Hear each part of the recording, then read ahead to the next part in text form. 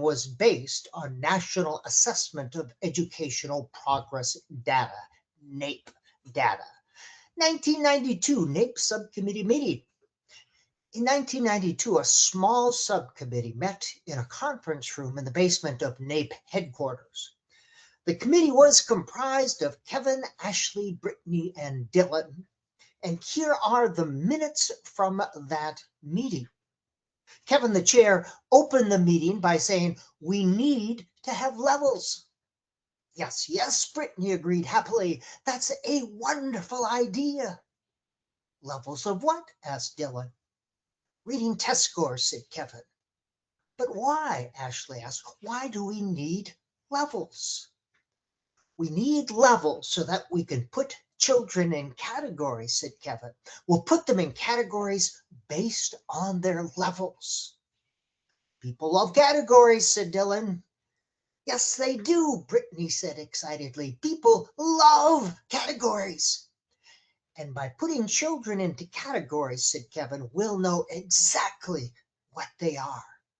"Well, that's brilliant," said Dylan. "Everybody needs a category. How can you possibly know what you are without a category?" "Exactly," said Kevin. "And with a category, you don't have to understand the numbers behind the category." Brittany put in, "You don't even have to understand the person because they're just a category." "That's right, Brittany," said Kevin. "Education works much better when children are numbers in categories."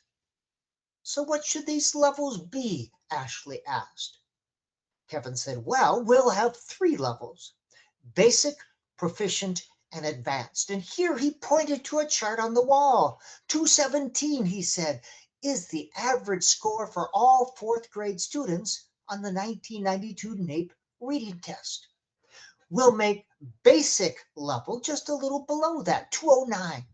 That's the 41st percentile. "But why did you choose the 41st percentile to be the basic level?" asked Ashley. Kevin said, "That guarantees at least 40% of 4th graders in the United States will always be reading below the basic level," Kevin explained. "But why would you want to do that?" asked Ashley again. Kevin sighed with impatience. "It's obvious. It creates a perpetual state of crisis. If you want to get anything done, you've got to have a crisis." "He's right," said Brittany. "Crises are important." "Crises enable us to blame people," said Dylan happily. "The proficient level will be 239, Kevin said. "That's a little below the 75th percentile. That will enable us to always say that 70% of 4th graders can't read at a proficient level." "That doesn't seem right," said Ashley. "You just don't get it, Ashley," said Dylan. "It creates the illusion of crisis and efficiency. We can demand reform." "We can blame teachers," said Kevin. "That will shut them up. Running around asking for things like professional autonomy and small classes and professional pay." "Bunch of communists," Dylan said with disgust. "Lazy commies," said Britain. "They're not doing their job." "And more importantly," said Kevin, "we can sell stuff.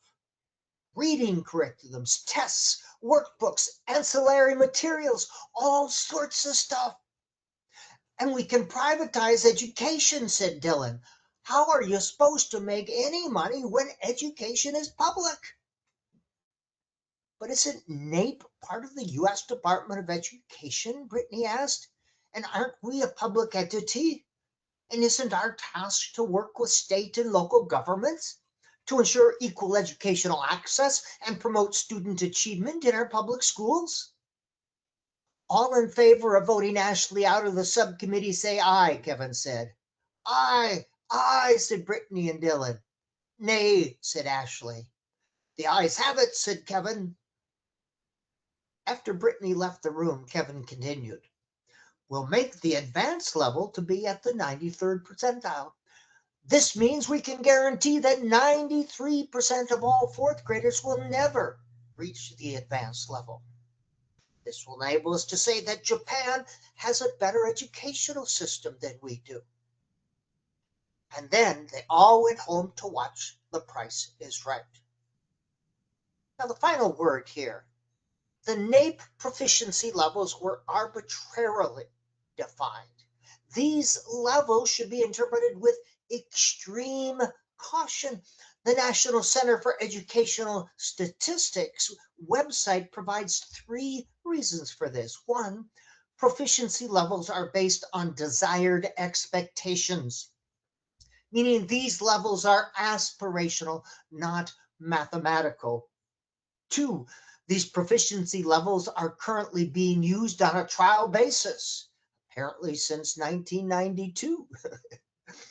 And 3, further evidence is needed to determine if these proficiency levels are, quote, reasonable, valid, and informative, unquote.